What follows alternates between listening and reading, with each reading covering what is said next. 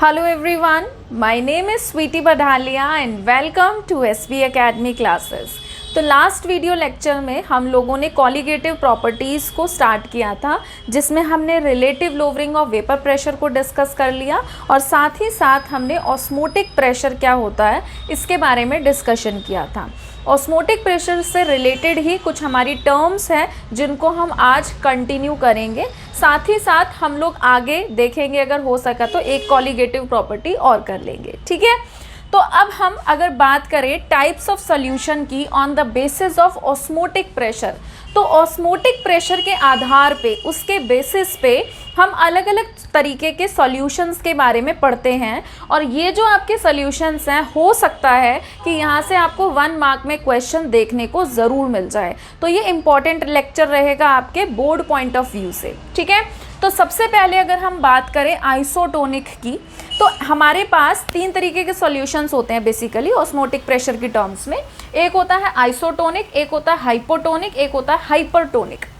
Iso शब्द जो होता है, आइसो का मतलब होता है सेम। केमिस्ट्री में हम जब भी बात करते हैं आइसो की, तो आइसो का मतलब क्या होता है? सेम, ठीक है।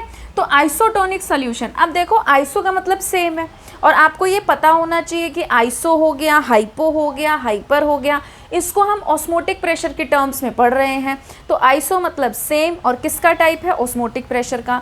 तो ऐसे सॉल्यूशंस जिनको ऑस्मोटिक प्रेशर सेम हो या जिनकी कॉन्सेंट्रेशन, मोलर कॉन्सेंट्रेशन सेम हो, ऐसे सॉल्यूशंस को हम आइसोटोनिक सॉल्यूशंस कहते हैं, ठीक है। देखिए यहाँ पे क्या लिखा है, 2 सॉल्यूशंस हमने ऐसे ले लिए जिनका सेम ऑस्मोटिक प्रेशर है, तो ऐसे सॉल्यूशन को हम क्या कहेंगे? Isotonic solution. जब हम 2 सॉल्यूशंस को having the same osmotic pressure, ऐसे 2 सॉल्यूशंस ले रहे हैं जिनका सेम ऑस्मोटिक प्रेशर है, उनको मिक्स कर रहे हैं आपस में, ठीक है, थ्रू सेमी परमिएबल मेम्ब्रेन हमने वहाँ पे लगा रखी है, तो वहाँ पे नेट ट्रांसफेरेंस तो रहेगा सॉल्वेंट का एक सॉल्यूशन से दूसरे सॉल्यूशन की तरफ, पर दोनों सॉल्यूशंस की कॉन्सेंट्रेशन सेम हो जाती है, मोलर कॉन्सेंट्रेशन सेम है, जिसकी वजह से दोनों सॉल्यूशन के बीच में क्या अटेन हो जाएगा? एक डायनेमिक इक्विलिब्रियम। तो आप इस बात को ध्यान रखेंगे कि जो आपके आइसोटोनिक सॉल्यूशंस होते हैं उसमें आपका दोनों सॉल्यूशन का ऑस्मोटिक प्रेशर सेम होता है। न्यूमेरिकल्स आ सकते हैं, तो न्यूमेरिकल दे देंगे और आपको बोल देंगे कि देखो गिवन सैंपल हमारा आइसोटोनिक है। आइसोटोनिक शब्द आते ही समझ जाओ कि आपको ऑस्मोटिक प्रेशर और कॉन्सेंट्रेशन क्या लेनी है? सेम, दोनों सोल्यूशन की। तो ऑस्मोटिक प्रेशर सेम रहेगा और मोलर कॉन्सेंट्रेशन भी क्या रहेगी आपकी? सेम, अगर सेम टेम्परेचर है तो, ठीक है। इसको ध्यान रखना, एट सेम टेम्परेचर। उसके बाद देखो हाइपो पे मैं आऊँगी। हाइपर, हाइपर शब्द आपने सुना ना, अरे उसको ना बड़ा गुस्सा आता है, बड़ी जल्दी हाइपर हो जाता है। तो हाइपर का मतलब क्या है? ज़्यादा, है ना। हाइपर का मतलब क्या होता है? ज़्यादा। तो ऐसा सॉल्यूशन जिसका ऑस्मोटिक प्रेशर क्या है? ज़्यादा है दूसरे सॉल्यूशन के मुकाबले, तो उसको हम कहेंगे हाइपर। और हाइपो क्या हो गया फिर? उसका उल्टा, जिसका क्या रहेगा? ऑस्मोटिक प्रेशर कम रहेगा। तो देखिए क्या है यहाँ पे हाइपर का, if a solution which has higher osmotic pressure, ऐसा सोल्यूशन जिसका हायर ऑस्मोटिक प्रेशर है, then some other solution is called hypertonic. और ऐसा सोल्यूशन जिसका ऑस्मोटिक प्रेशर क्या है? कम है, as compared to other solution, वो क्या कहलाएगा? हमारा हाइपोटोनिक। तो बहुत सिंपल से 3 टर्म्स पढ़ी हैं हमने, आइसोटोनिक, हाइपरटोनिक, हाइपोटोनिक। आइसो मतलब सेम, ऐसे 2 सोल्यूशन जिनका ऑस्मोटिक प्रेशर सेम है, जिनकी मोलर कॉन्सेंट्रेशन सेम है सेम टेम्परेचर पे, उनको हम क्या कहेंगे? Isotonic solution. हाइपर मतलब ज़्यादा, ज़्यादा गुस्सा आना, हाइपर होना। तो ऐसा सोल्यूशन जिसका दूसरे से ऑस्मोटिक प्रेशर ज़्यादा है, हाइपरटोनिक। ऐसा सोल्यूशन जिसका ऑस्मोटिक प्रेशर दूसरे से कम है, हाइपोटोनिक, ठीक है। ईजी है, आई थिंक आपको याद भी हो गया होगा। तो एक बार वीडियो को पॉज करके इसे नोट कर लीजिए, ठीक है। चलिए आगे बढ़ते हैं। अब हम लोग डिस्कस करेंगे biological importance of osmosis and osmotic pressure, ठीक है। तो आपको मैंने कुछ पॉइंट्स यहाँ पर लिख कर रखे हैं, आपको इनका रट्टा नहीं मारना, बस आपको हल्का हल्का ध्यान रखना है। और ना बहुत ज़्यादा चांसेस होते हैं कि आपको ना यहाँ से 1 मार्क्स में कुछ ना कुछ मिल जाए, या तो आपको आइसो, हाइपर, हाइपो टोनिक ऐसे सॉल्यूशंस की जो मैंने आपको डेफिनेशन बताई थी, वहाँ से 1 मार्क्स में मिल सकता है, या यहाँ से आपको 1 मार्क्स में मिल सकता है। बट 1 मार्क्स का क्वेश्चन ऑस्मोसिस की एप्लीकेशन पे ज़रूर पूछा जाता है, ठीक है। तो देखिए क्या बता रखा है, कुछ की पॉइंट्स हैं। अभी मैंने उन जो इम्पॉर्टेंट है मैंने उनको अलग अलग कलर के मार्कर से भी लिखा है। तो देखो सबसे पहले क्या बताया गया है कि जो हमारे रेड ब्लड सेल्स होते हैं बॉडी के अंदर, उनकी जो मेम्ब्रेन्स होती हैं ना वो सेमी परमिएबल है। जो हमारे आरबीसीज है, रेड ब्लड सेल्स हैं, उनकी मेम्ब्रेन जो है, सेल मेम्ब्रेन जो है वो सेमी परमिएबल है। इसका मतलब क्या है, उनका अंदर का सॉल्वेंट पार्टिकल बाहर आ सकता है, बाहर से सॉल्वेंट पार्टिकल एसपीएम के थ्रू अंदर जा सकता है, सॉल्यूट पार्टिकल नहीं जाएंगे। क्लियर है।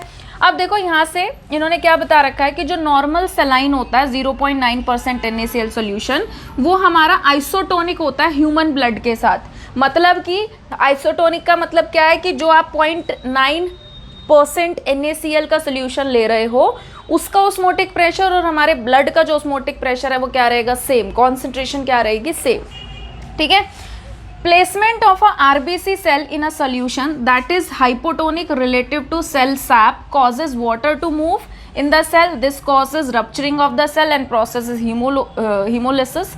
मैंने इसको देखो आसान भाषा में समझाती हूँ, फिर आप ना डेफिनेशन पढ़ते रहना, आपको समझ आ जाएगा। देखो जैसे ना एक कंटेनर है और इस कंटेनर के अंदर ना मैंने सेल रख दिया। क्या रख दिया, सेल। अब सेल के अंदर सॉल्यूट भी है, सॉल्वेंट भी है। ठीक है। अगर मैंने ना बाहर की कंसंट्रेशन कम रखी है, जैसे मान लो वाटर रख दिया, ठीक है। अब वाटर क्या है, वाटर की कंसंट्रेशन कम है। अब लो कंसंट्रेशन से पार्टिकल कहाँ जाएंगे, हाई कंसंट्रेशन की तरफ। जब पानी सेल, अब देखो अभी अभी हमने क्या पढ़ा कि सेल मेम्ब्रेन जो होती है वो क्या होती है, सेमी परमिएबल, तो वो पानी को अलाउ करेगी जाना। ठीक है। पानी सॉल्वेंट है, पार्टिकल का साइज क्या है, छोटा है, वो सेमी परमिएबल मेम्ब्रेन के थ्रू अंदर सेल में एंटर कर सकता है। तो अगर वाटर लो कॉन्सेंट्रेशन से हाई कॉन्सेंट्रेशन में घुसेगा, तो अब जब वो घुसता जाएगा तो आप सोचो ना कि अंदर क्या होगा, प्रेशर भी डेवलप होगा, सेल क्या हो सकता है, फट सकता है ना। तो देखो यहाँ पे क्या लिखा है मैंने, जब हम किसी सेल को किसी ऐसे सोल्यूशन में रख देते हैं जो हाइपरटोनिक सोल्यूशन है, तो उसमें से फ्लूइड बाहर आ जाता है। जब हम किस सॉल्यूशन को ऐसे में रख देते हैं जो हाइपोटोनिक है, तो पानी, जैसे पानी है, ठीक है, वो क्या करेगा, अंदर मूव कर जाएगा। तो इससे क्या हुआ, जब पानी सेल के अंदर घुस गया तो वो फट गया। अब दूसरी सिचुएशन देखो, हमने क्या किया, सेल लिया, सेल के अंदर की कुछ कॉन्सेंट्रेशन है और हमने बाहर रख दिया NaCl जिसकी कॉन्सेंट्रेशन हाई है। तो यहाँ से सॉल्वेंट पार्टिकल क्या करेंगे, अंदर से बाहर आ जाएंगे और सेल क्या कर जाएगा, श्रिंक कर जाएगा। समझ में आया। तो दो तरीके के हमारे पास प्रोसेस होते हैं। यहाँ पे क्या किया है हमने, आरबीसीज को, रेड ब्लड सेल को ऐसे सोल्यूशन में रखा है जो क्या है, हाइपोटोनिक, जिसका ऑस्मोटिक प्रेशर क्या है, कम है। तो causes water to move in the cell, this causes rupturing of the cell. ठीक है। हाइपोटोनिक क्या है, मतलब ऑस्मोटिक प्रेशर, उसका ऑस्मोटिक प्रेशर क्या रहेगा, कम, तो वो क्या करेगा, अंदर मूव कर जाएगा, है ना, और क्या करेगा, सेल को रप्चर कर देगा। अगर हम सेल को किसी ऐसे सोल्यूशन में रख दे जो हाइपरटोनिक है, हाइपरटोनिक मैंने क्या बताया था, जिसका ऑस्मोटिक प्रेशर क्या रहेगा, ज़्यादा, तो क्या होगा, ऑस्मोटिक प्रेशर ज़्यादा है, तो जो फ्लूइड है वो सेल से बाहर आ जाएगा ऑस्मोसिस प्रोसेस के थ्रू, क्योंकि उसकी मेम्ब्रेन सेमी परमिएबल है, जिसकी वजह से जो सेल मटेरियल है वो श्रिंक कर जाएगा, सिकुड़ जाएगा, और इस प्रोसेस को हम क्या बोलते हैं, प्लाज्मोलिसिस या फिर क्रीनेशन। समझ में आया। जो सेल के अंदर जब पार्टिकल घुस रहे हैं और जो प्रेशर डेवलप होता है सेल के अंदर, उसको हम बोलते हैं टर्गर। ठीक है, उसको हम क्या बोलते हैं, टर्गर। तो ये भी आपको ध्यान रखना है। उसके बाद क्या बता रखा है कि जो भी हम इंजेक्शन वगैरह लेते हैं उसमें मेडिसिन को मिक्स किया जाता है सेलाइन वाटर के साथ, NaCl के साथ, बिफोर द इंजेक्शन। ठीक है। इससे क्या होता है, हम रेड ब्लड सेल्स को श्रिंक करने से या फिर बर्स्ट करने से बचाते हैं। क्लियर है। उसके बाद क्या है, people taking a lot of salt or salty food develop swelling or puffiness in their tissues, a disease called edema। ये भी आपको ध्यान रखना है। बहुत सारे लोग होते हैं जो नमक बहुत खाते हैं, तो ज़्यादा नमक अगर आप खाओगे तो आप क्या कर रहे हो, एक्चुअली में आप हाई कॉन्सेंट्रेशन रख रहे हो बाहर, तो सेल के जो पार्टिकल्स होते हैं, सॉल्वेंट पार्टिकल, वो सेल मेम्ब्रेन से बाहर आ जाते हैं और फिर वो धीरे धीरे क्या करने लग जाता है, श्रिंक करने लग जाता है। ठीक है। इसके ना और भी बहुत सारे एग्जाम्पल्स हैं। जैसे मैंने आपको कल के वीडियो लेक्चर में एक एग्जाम्पल दिया था कि सब्ज़ी वगैरह अगर थोड़ी सी सूख रही है उसको पानी में डाल दो, फूल मुरझा रहे हैं उसको पानी में डाल दो, ठीक है। प्लांट हो गया, प्लांट भी क्या कर रहा है, उसको पानी को लेता है ऑस्मोसिस प्रोसेस के थ्रू। घर में जैसे मान लो आप मीट वगैरह लेके आए हो, ठीक है, आपने मीट ख़रीदा, तो आपने देखा क्या कहते हैं, जो लोग चिकन वगैरह खाते होंगे उनको ये बात पता होगी कि जैसे हम ना फ़िश हो गई, चिकन हो गई, तो हम उस पर मसाले वगैरह लगा के रख देते हैं उसको प्रिवेंट करने के लिए कि भाई वो ख़राब ना हो।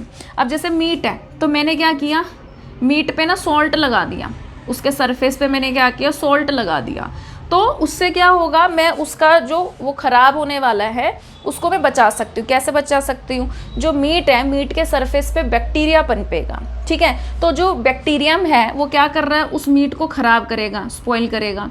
अगर मैंने NaCl यानी कि नमक लगा दिया मीट के सरफेस पे, इसका मतलब क्या है, एक तरीके से मैंने हाई कॉन्सेंट्रेशन कर दी।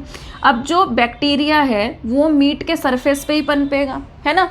तो हाई कंसंट्रेशन बाहर रखने से क्या हुआ कि जो बैक्टीरिया है उसके लो कॉन्सेंट्रेशन के सॉल्वेंट पार्टिकल बाहर आ जाएंगे, और जैसे वो बाहर आएंगे तो वो श्रिंक कर जाएगा और वो डाई हो जाएगा, ठीक है, डाई कर जाएगा।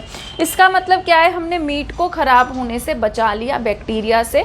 कैसे, हमने उसके सरफेस पे सॉल्ट वगैरह लगा दिया। तो ऐसे बहुत सारे एग्जांपल्स होते हैं जो ऑस्मोसिस की एप्लीकेशन पे बेस्ड है। हमारी रोज़मर्रा की ज़िंदगी में देख लो, ये एग्जाम्पल देख लो, इसमें से जो भी एग्जाम्पल है वो हमारी डेली लाइफ में कहीं ना कहीं डायरेक्टली इनडायरेक्टली यूज़ होते हैं, ठीक है। तो ऑस्मोसिस जो है ये बहुत इंपॉर्टेंट टॉपिक है, आसान टॉपिक है, इंटरेस्टिंग टॉपिक है। यहाँ से आपको एप्लीकेशन में से 1 मार्क्स में क्वेश्चन देखने को ज़रूर मिल सकता है। आइसो, हाइपर और हाइपोटोनिक से आ सकता है, नहीं तो इन किसी एप्लीकेशन में से भी आपको एक सवाल देखने को मिल सकता है, ठीक है। तो वीडियो को पॉज करके इसको नोट कर लीजिए, ठीक है। चलिए अब बिना देरी करे आगे बढ़ते हैं, और अब हम लोग डिस्कस करेंगे थर्ड कॉलिगेटिव प्रॉपर्टी, जो हमारी क्या होती है, एलिवेशन इन बॉइलिंग पॉइंट, ठीक है। तो हमने कुछ चीज़ डिस्कस की थी जब हम relative lowering of vapour pressure को डिस्कस कर रहे थे, उसी से इंटरलिंक्ड है एलिवेशन इन बॉइलिंग पॉइंट, ठीक है। तो मैं थोड़ा सा आपको रिवाइज करा देती हूँ, आपको समझ आ जाएगा। देखो, जैसे ना मान लो हमारे पास एक कंटेनर है, ठीक है, इसको बीकर की जगह हम ऐसे कोई क्लोज्ड कंटेनर ले लेते हैं, ठीक है। मान लो हमारे पास कोई क्लोज्ड कंटेनर है और इस क्लोज्ड कंटेनर को मैंने मैनोमीटर से कनेक्ट कर दिया so that I can measure the vapour pressure, ठीक है। यहाँ पे बराबर लेवल पे क्या है, मरकरी फिल है। अब मैंने क्या किया, मैंने ना यहाँ पे प्योर सॉल्वेंट ले लिया, मैंने इसके अंदर क्या फिल कर दिया, प्योर सॉल्वेंट। और जो मैंने ये प्योर सॉल्वेंट लिया है ये वोलाटाइल इन नेचर है। वोलाटाइल का मतलब क्या है, उड़ने वाला, है ना। इसको ज़रूरत नहीं है किसी की, ये खुद ही उड़ेगा। तो जब ये उड़ेगा वेपर्स बनाएगा, धीरे धीरे वेपर्स यहाँ आएंगे, प्रेशर एक्सर्ट करेंगे, धीरे धीरे यहाँ से लेवल नीचे जाएगा, यहाँ से लेवल ऊपर आएगा। फिर उसके बाद क्या होगा, rate of evaporation rate of condensation के बराबर हो जाएगा, इक्विलिब्रियम सिस्टम अटेन कर लेगा। भाई यहाँ पे अनलिमिटेड स्पेस थोड़ी ना है, यहाँ पे जितना स्पेस होगा पहले वेपर बन जाएंगे, फिर जब और ज़्यादा डेंसिटी यहाँ पे बढ़ जाएगी, वेपर्स आपस में टकराएंगे तो कंडेंस होके नीचे आएंगे, तो rate of evaporation rate of condensation के बराबर हो जाएगा। तो अब जितने पार्टिकल हमारे इवेपोरेट हो रहे होंगे उतने ही पार्टिकल हमारे कंडेंस हो रहे होंगे इक्विलिब्रियम स्टेट पे। तो एक समय के बाद यहाँ से लेवल का कम होना और यहाँ से लेवल का बढ़ना वो है स्टॉप हो जाएगा, ठीक है। हम कहेंगे सिस्टम ने इक्विलिब्रियम अटेन कर लिया। तो यहाँ से जो डिफरेंस आता है उससे हम क्या निकाल लेते थे, वेपर प्रेशर। ये हमने चीज़ डिस्कस की थी। फिर मैंने ये कहा था कि चलो देखो इसका वेपर प्रेशर हम नोट कर लो और इसको नाम दे दो PA0। सपोज क्या नाम दे दिया, PA0 दे दिया। अब यहाँ पे ना हमें अच्छा खासा वेपर प्रेशर देखने को मिलता है। बट अगर दूसरे केस में मैं क्या करूँ, मैंने यही सॉल्वेंट ले लिया और ना मैंने इस सॉल्वेंट के अंदर क्या करा, एक नॉन वोलाटाइल सोल्यूट मिला दिया। मैंने क्या किया, इसके अंदर एक नॉन वोलाटाइल सोल्यूट मिला दिया। अब यहाँ पे सॉल्यूशन है, एक सॉल्यूट, ठीक है, एक सॉल्वेंट एक सॉल्यूट। सॉल्यूट के पार्टिकल का साइज बड़ा होता है, फिर सॉल्वेंट सॉल्यूट, फिर सॉल्वेंट सॉल्यूट। तो यहाँ पे क्या था, सारे के सारे सरफेस पे किसके पार्टिकल थे, सॉल्वेंट के, और वो भी ऐसे थे जो उड़ सकते थे, वोलाटाइल इन नेचर थे।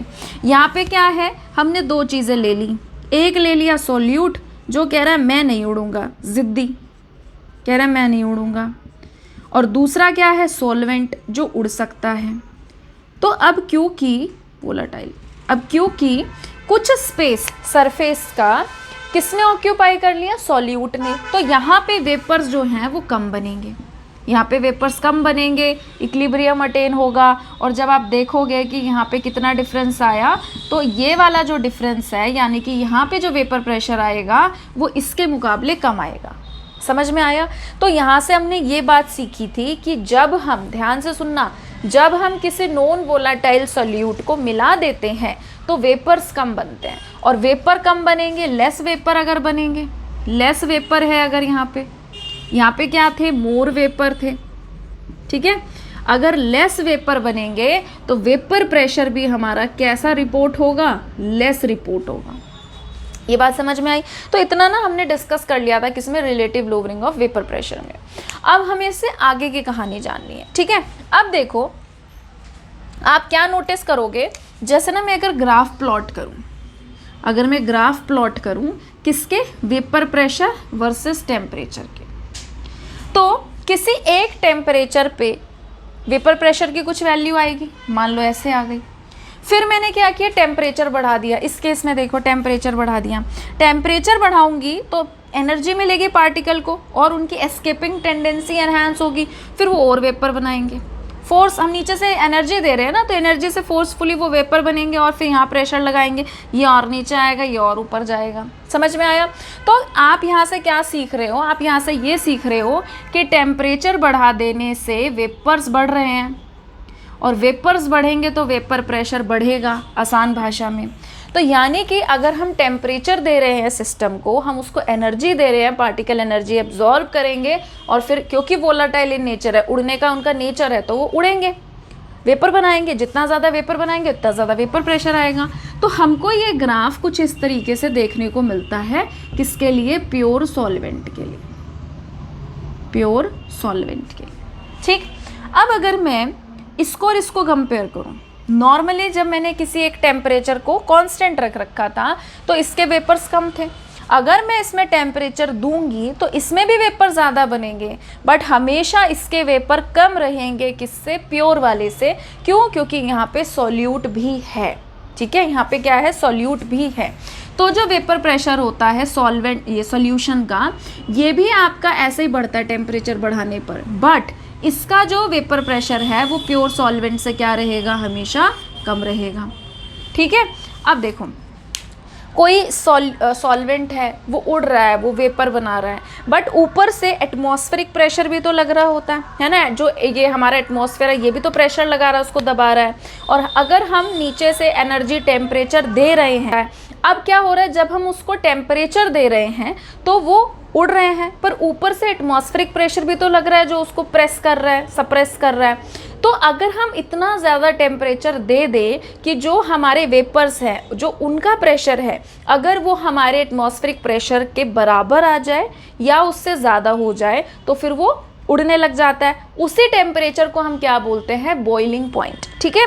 तो आपको ये बात ध्यान रखनी है कि लिक्विड का बॉइलिंग पॉइंट क्या होता है। लिक्विड का बॉइलिंग पॉइंट हमारा वो टेम्परेचर होता है जब उसका वेपर प्रेशर किसके बराबर हो जाए, एटमॉस्फेरिक प्रेशर के। देखो जब तक वेपर प्रेशर एटमॉस्फेरिक प्रेशर से कम है तो एटमॉस्फेरिक प्रेशर उसको दबाता रहेगा, बट जैसे हम नीचे से टेम्परेचर दे रहे हैं, वेपर्स बढ़ रहे हैं, वेपर प्रेशर बढ़ रहा है, बराबर आ गया। अब थोड़ा सा भी ज़्यादा हो गया, इसका मतलब क्या है, उसने बॉयल करना स्टार्ट कर दिया है। तो जब वेपर प्रेशर एटमॉस्फेरिक प्रेशर के बराबर आ जाता है तो हम उसको क्या कहते हैं कि वो उसका बॉइलिंग पॉइंट आ गया। इसका मतलब क्या है कि अगर मैं किसी भी जैसे मान लो सपोज ये ऐसे हाइपोथेटिकली कि मान लो ये एटमॉस्फेरिक प्रेशर की लाइन है, ठीक है। तो ये जो प्योर सॉल्वेंट है, जब हम टेम्परेचर बढ़ा रहे हैं, इसके वेपर्स बढ़ रहे हैं, वेपर प्रेशर बढ़ रहा है, यहाँ मीट किया, तो यानी कि यहाँ से मैं क्या निकाल लूँगी, यहाँ से मैं इसका बॉइलिंग पॉइंट निकाल लूँगी कि अच्छा देखो इसने यहाँ पे मीट किया है एटमॉस्फेरिक प्रेशर को, मतलब कि ये टेम्परेचर क्या कहलाएगा, ये टेम्परेचर इसका बॉइलिंग पॉइंट कहलाएगा। तो इसको मैंने नाम दे दिया TB0। क्या नाम दे दिया, TB0। नॉट हमेशा हम प्योर वाले के लिए लगाते हैं। फिर नीचे जो सोल्यूशन वाला है, ये जो सोल्यूशन वाला कर्व है, ये भी तो एटमॉस्फेरिक प्रेशर को मीट कर रहा है, ये कहाँ पे मीट कर रहा है, हमने इसको यहाँ से इसका टेम्परेचर निकाल दिया, तो इसको हमने नाम दे दिया TB। क्या नाम दे दिया? TB। और ये लाइन किसकी है हमारी? ये लाइन है हमारी एटमॉस्फेरिक प्रेशर की। ठीक है, तो आप क्या नोट कर पा रहे हैं? टेम्परेचर ऐसे बढ़ रहा है, वेपर प्रेशर ऐसे बढ़ रहा है, तो टेम्परेचर जब वैसे बढ़ रहा है तो आप देखो कि सॉल्यूशन वाले को बॉयल करने के लिए आपको ज़्यादा टेम्परेचर देना पड़ेगा as compared to pure solvent के, क्योंकि प्योर सॉल्वेंट तो खुद पूरा का पूरा वोलाटाइल है, कम टेम्परेचर देने पे उड़ जाएगा, जबकि सॉल्यूट कह रहा है ज़िद्दी मैं नहीं उड़ूंगा। तो इस केस में क्या है, आपको सॉल्वेंट जो कि उड़ सकता है, इस केस में आपको ज़्यादा टेम्परेचर देना पड़ेगा उसको बॉईल करने के लिए, तो इसका बॉइलिंग पॉइंट क्या आएगा? ज़्यादा। ठीक है, इन दोनों के बीच का जो डिफरेंस होता है, यहाँ से हम डेल्टा TB निकाल लेते हैं। यहाँ से हम क्या निकाल लेते हैं? Delta TB। तो अगर आपसे कोई पूछे कि ये मैं मिटा देती हूँ क्योंकि ना इसका आपका फ़िलहाल कोई काम नहीं है, अगर आप फिर भी नोट करना चाहते हो तो मैं साइड हो जाती हूँ, वीडियो को पॉज करके आप इसको नोट कर लेना। ठीक है, चलो आगे बढ़ते हैं। ये वैसे बस मैंने थोड़ा सा आपको कनेक्ट फील कराने के लिए बताया था कि ऐसे ऐसे चीज़ होती है। ठीक है, चलो अब देखो कि अगर मैं बात करूं आपसे किसके बारे में, डेल्टा TB के, ब्लैक मार्क, तो डेल्टा TB कि कितना बॉइलिंग पॉइंट में चेंज आया भाई, नॉन वोलाटाइल सॉल्यूट के मिला देने सब कितना ज़्यादा एक्स्ट्रा हमको टेम्परेचर देना पड़ रहा है कि वो बॉईल करे। तो डेल्टा TB हम कैसे निकालते हैं? ज़्यादा माइनस कम, तो ज़्यादा किसका है? सॉल्यूशन का है। तो delta TB minus TB minus क्या हो जाएगा आपका? ये TB नॉट। तो ज़्यादा में से जब हम कम वाले को माइनस करेंगे तो हमको चेंज पता चल जाएगा कि कितना बॉइलिंग पॉइंट बढ़ा। ठीक है, समझ में आया? जो हमारा चेंज इन बॉइलिंग पॉइंट होता है, डेल्टा TB आ रहा है हमारा, एलिवेशन इन बॉइलिंग पॉइंट आ रहा है, ये डायरेक्टली प्रोपोर्शनल होता है किसके? मोलालिटी के। किसके डायरेक्टली प्रोपोर्शनल रहेगा? मोलालिटी के। और मोलालिटी को हम किससे रिप्रेजेंट करते हैं? स्मॉल m से। अगर मैं यहाँ से प्रोपोर्शनैलिटी का साइन हटा दूँ तो यहाँ पे आएगा KB, यहाँ पे क्या आएगा? KB। और KB को हम क्या बोलते हैं? KB को हम बोलते हैं मोलल एलिवेशन कांस्टेंट। कई बार इसकी डेफिनेशन मैंने एक पेपर देखा था, वहाँ पे ये पूछ लिया था कि ये जो आपका KB है इसका वो क्या है, नाम क्या होता है। ठीक है, नाम पूछ लिया था, तो आपको ये ध्यान रखना है ये क्या है? Molal elevation constant. और इससे ज़्यादा जो ये फेमस है वो है एब्लियोस्कोपिक कांस्टेंट। ठीक है, मैं डेफिनेशन इसकी अभी आपको बता देती हूँ कि क्या रहेगी। एब्लियोस्कोपिक कांस्टेंट, एक बार मैं स्पेलिंग मैच कर लूँ क्योंकि मैं चाहती नहीं कि मैं आपको गलत लिखवाऊँ। तो कहाँ पर है? हाँ जी, बिल्कुल सही है, एब्लियोस्कोपिक कांस्टेंट। ठीक है, अब अगर आपसे कोई पूछ ले एब्लियोस्कोपिक कांस्टेंट क्या होता है, तो एब्लियोस्कोपिक कांस्टेंट आपका क्या रहेगा? KB रहेगा। और आप कहेंगे कि ये हमारा एलिवेशन इन बॉइलिंग पॉइंट ही होता है जब मोलालिटी क्या होती है? 1। अगर मोलालिटी की वैल्यू क्या है? 1 है, तो आपका जो डेल्टा TB है वो किसके बराबर रहेगा? स्मॉल m के बराबर रहेगा। ठीक है, तो अगर आप चाहो तो मैं आपको लिखवा भी देती हूँ, आप नोट कर लो मोलल एलिवेशन कांस्टेंट की definition. It is the elevation in boiling point, it is the elevation in boiling point when the molality of the solution is unity। ठीक है, ये क्या है आपका? मोलल एलिवेशन कांस्टेंट जो है ये आपका क्या है? एलिवेशन इन बॉइलिंग पॉइंट ही है जब आपकी मोलालिटी की वैल्यू क्या हो जाती है? 1 हो जाती है। यहाँ पे m नहीं, यहाँ पे KB आएगा, सॉरी। ठीक है, इसकी वैल्यू 1 रखोगे तो ये इसके बराबर आ जाएगा। क्लियर है? अब आगे बढ़ते हैं, इसको मैं मिटा दूँ, मुझे थोड़ा सा स्पेस चाहिए। तो इसको हमने पढ़ लिया कि ये हमारा क्या है? मोलल एलिवेशन कांस्टेंट या फिर एब्लियोस्कोपिक कांस्टेंट। यहाँ लिख देती हूँ मैं।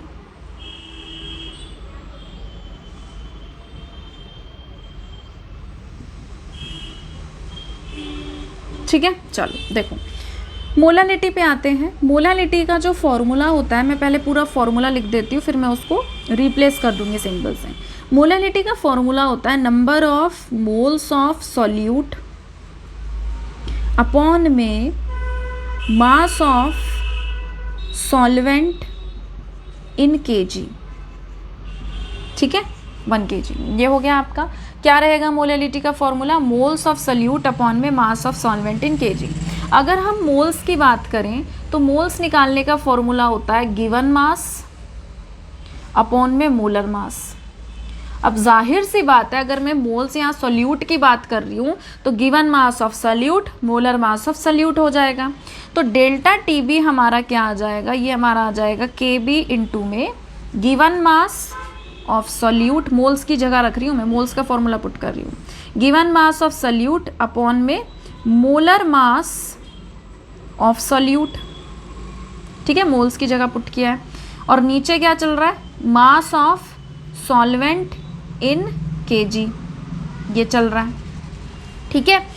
तो अब देखो इसके सिंबल रखेंगे हम, तो क्या हो जाएगा? Delta T B is equal to K B into में given mass of solute. Given mass को मैं W लिख सकती हूँ और सॉल्यूट के लिए मैं B या फिर 2 यूज़ कर सकती हूँ, तो मैंने यहाँ B रख दिया, divided by molar mass of solute. Molar mass को हम कैपिटल M से रिप्रेजेंट करते हैं और क्योंकि सॉल्यूट के बारे में बात हो रही है तो B आएगा। मास ऑफ सॉल्वेंट, तो मास ऑफ सॉल्वेंट को W से लिखेंगे, सॉल्वेंट के लिए A लिखेंगे और kg है तो ऐसे ही। बट अगर आप इसको ग्राम में रख रहे हो तो ऊपर क्या हो जाएगा आपका? इंटू में 1000। तो इस तरीके से आपका फॉर्मूला बनता है। कभी आपसे डेल्टा टी भी पूछ रहे होते हैं, कभी आपसे मोलर मास निकालना पूछ रहे होते हैं, कभी आपसे कुछ और पूछ रहे होते हैं, बट इसी को ही आप रीअरेंज करते रहोगे न्यूमेरिकल सॉल्व करने के लिए, ठीक है। तो एक बार वीडियो को पॉज करके इसे नोट करिए, ठीक है। आगे बढ़ते हैं, न्यूमेरिकल डिस्कस करेंगे। उससे पहले आप ये नोट कर लेना कि जो आपका मोलर एलिवेशन कांस्टेंट है Kb, इसकी यूनिट क्या रहेगी? केल्विन केजी मोल इनवर्स, ठीक है। ये जो क्वेश्चन है हमारा ये NCERT है, आपको पेपर में देखने को मिल सकता है। NCERT क्वेश्चन बहुत इंपॉर्टेंट होते हैं बोर्ड पॉइंट ऑफ व्यू से। अब देखो हमसे क्या क्या चीज़ कही है, पहले ना उसको हम इंपॉर्टेंट चीज़ें देख लेते हैं। हमसे कहा है कि ना बॉइलिंग पॉइंट जो है बेंजीन का वो इतना है। अब बेंजीन एक सॉल्वेंट है, उसमें कुछ मिलाया तो है नहीं, प्योर सॉल्वेंट है बेंजीन। तो बेंजीन का बॉइलिंग पॉइंट दे दिया, यानी कि आपको क्या दे दिया इन्होंने आपको दे दिया TB नॉट। TB नॉट की इन्होंने वैल्यू क्या दे दी है? 353.23 केल्विन, ये दे दिया। अब ये कह रहे हैं, देखो ऐसे था ये, जैसे ना हमारे पास क्या था? बेंजीन था, ये बेंजीन था, ऐसे बनाया था ना हमने, और हम इसको कनेक्ट कर रहे हैं किससे? मैनोमीटर से। तो इसके बेंजीन के वेपर्स बन रहे हैं और हम ये देख रहे हैं कि जब ये बॉईल करेगा, ठीक है, तो वो जो टेम्परेचर आएगा वो कितना आएगा? वो इतना आएगा। फिर हम कह रहे हैं कि अब इस बेंजीन के अंदर ना हम एक नॉन वोलाटाइल सॉल्यूट ऐड कर रहे हैं। अब यहाँ पे क्या कर रहे हैं? नॉन वोलाटाइल सॉल्यूट ऐड कर रहे हैं और कह रहे हैं कि जब हम नॉन वोलाटाइल सॉल्यूट कितना है? 1.8 ग्राम। सॉल्यूट को हम किससे रिप्रेजेंट करते हैं? W से। मतलब मास को किससे रिप्रेजेंट करते हैं? W से, और सॉल्यूट को किससे? B से। तो कितना है? 1.80 ग्राम है। और कह रहे हैं किस में डिज़ोल्व किया? 90 ग्राम बेंजीन में किया है। तो जिसके अंदर डिज़ोल्व करते हैं, जो ज़्यादा अमाउंट में होता है, वो सॉल्वेंट होता है। तो बेंजीन का आपको यानी कि WA की वैल्यू कितनी दे दी? सॉल्वेंट को A से रिप्रेजेंट करते हैं और मास है तो W, ये दे दिया 90 ग्राम। कह रहे हैं कि बॉइलिंग पॉइंट, इसके डालने के बाद हमको ज़्यादा टेम्परेचर देना पड़ रहा है इसको बॉईल करने के लिए, तो जो हमारा बॉइलिंग पॉइंट पहले कितना था? पहले हमारा 353.23 था, अब वो बढ़ गया है और बढ़ के कितना पहुंच गया है? 354.11 केल्विन। मैंने कहा कि तुम्हारे पास दो रुपये थे, ठीक है, अब मैंने तुमको 1 रुपया और दे दिया, अब कितने हो गए? तो तुम क्या करोगे? 3। मैंने कहा कि तुम्हारे पास एट प्रेजेंट 3 रुपये हैं और पहले तुम्हारे पास खुद के 2 रुपये थे, तो तुम्हारा कितने का इंक्रीमेंट हुआ? तो 3 - 2 करोगे, सिंपल सी चीज़ है। तो पहले इतना था, नॉन वोलाटाइल सॉल्यूट ऐड करने के बाद इतना हो गया। तो अगर मुझको डेल्टा TB निकालना है कि कितने का चेंज आया, तो मैं ज़्यादा माइनस कम करूँगी, यानी कि क्या करना पड़ेगा मुझे? TB - TB नॉट करना पड़ेगा। तो ये हो जाएगा 354.11 माइनस करेंगे 353.23। 11 में से 3 गए, कितने बचे आपके?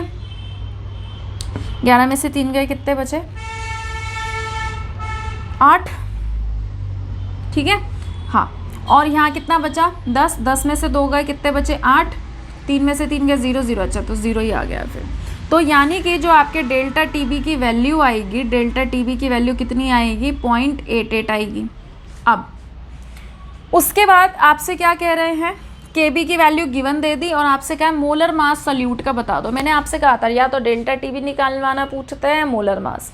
तो फॉर्मूला हमारा क्या था? फॉर्मूला था delta T B is equal to K B into में W B divide by M B into में डब्ल्यू ए। और इसको अगर हम ग्राम में रख रहे हैं, अब देखो सॉल्वेंट किस में? ग्राम में है, तो हम क्या करेंगे? इंटू में 1000 करेंगे। डेल्टा टीबी की वैल्यू कितनी आई है? अच्छा, हमको निकालना क्या है? हमको ये निकालना है, तो इसको यहाँ ले जाओ, इसको यहाँ ले आओ। ठीक है, तो ये क्या बन जाएगा आपका? ये बन जाएगा आपका एम बी, ये पूरा फॉर्मूला, और डेल्टा टीबी। अब वैल्यू रख दो। केबी की वैल्यू हमेशा क्वेश्चन में गिवन मिलती है, कितनी आई है? 2.53। डब्ल्यू बी यानी कि बी समझ जाओ सॉल्यूट, और डब्ल्यू मतलब मास। सॉल्यूट का मास कितना है? 1.8 इंटू में 1000 divide by delta TB minus करके निकाला, कितना आया? 0.88। डब्ल्यू ए मतलब समझ जाओ सॉल्वेंट है, और डब्ल्यू मतलब मास। तो सॉल्वेंट का मास कितना था? 90 ग्राम। 1 0 से 1 0 कट गई, ये पॉइंट हटा दो, यहाँ 1 0 आ जाएगी। ठीक है, फिर 1 0 से 1 0 कट गई, 9 पे कट गया, 2 पे पॉइंट हटा दो, 2 0 आ गई, फिर इसको 2 पे काट दो, कितना आ गया? 44। तो आपका एक कट पिट के कितना आ गया है? अच्छा, इसको भी काट दो भैया, पॉइंट हटा दो, 2 डिजिट से 2 0 आ गई, तो ये भी कट गया पूरा। अब ये आपका आ गया 253 इंटू में 10 डिवाइड बाय 44।